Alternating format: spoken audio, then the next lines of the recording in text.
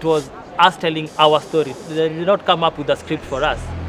It was us saying what we think, what we feel, what we've experienced, and then them converting that into a VR experience.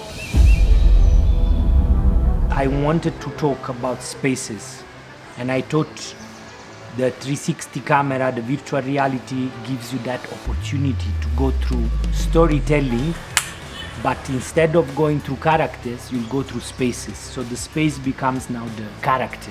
That's how we ended up in VR.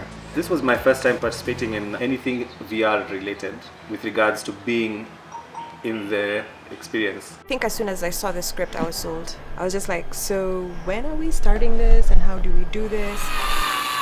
When I read his general concept, I thought it was brilliant because he was creating an awareness, shooting like 360 for the first time, and we were going to do some things that we had never done before. Because most people that even do VR only do like maybe short videos of probably 2 to 5 minutes. It's like a crash course of Nairobi in like 15 minutes. Kila space iko na concept yao, unaona. Na saa nafurahi sana kuna concept ya kila mmoja ikiwa pamoja hivyo vile imewekwa sahihi. The journey starts in Nairobi, here where we are at the bus.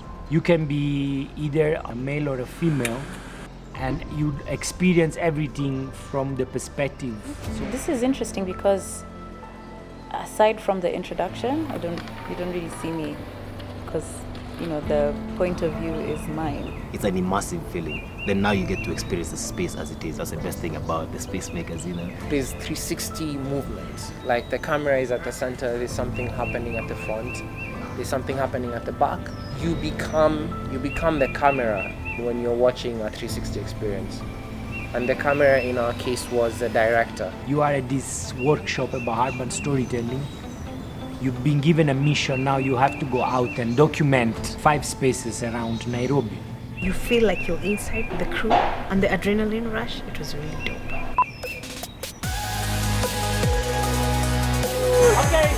Let's say for our episode, you get to experience Muse as it was. You get to experience Chester House as it was. Everything from the top floor to the party over there. It's one of the best ways to actually explain such a concept. Because you get to immerse someone inside the space. And that's all African Space Makers is about. Like, it's you immersing yourself into this space. So I feel like VR was the best idea to do this project on. Which is not a film, by the way. It's a journey or / an experience. The whole African Space Maker idea is very conceptual. It's not that you are getting inside a real matatu, you are getting in this like empty room. Once you are there, you choose where you want to go. You can choose 5 different spaces. But now one of these spaces you can only go if you have done all the other spaces. Once you choose and you go with the thing that you choose. And if you want to choose another path, you have to go back and start all over again so that you can get to that point, so that you can be able to choose the other thing that you were not able to choose. So I found that really interesting. Sometimes they are fake choices. You cannot really choose. He was packaging like something that could make relevant stakeholders aware of the potential of the creative sector.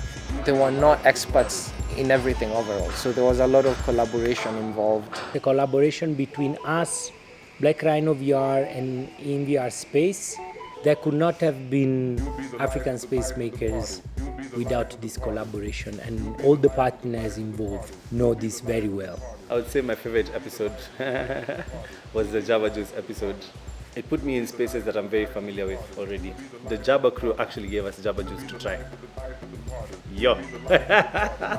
It shows the party life of Nairobi. With African Space Makers, you get to experience all these in an hour. I know it's almost counterintuitive because it's giving people the ability to experience the spaces without having to leave their houses.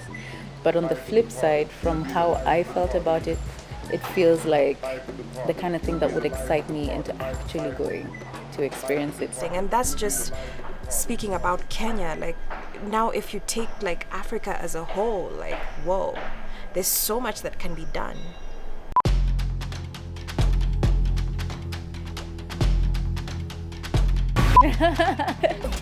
Just a quick tip though, ladies. If you're going to watch something that requires you to wear VR goggles, don't wear makeup because you will transfer all your makeup onto the glasses.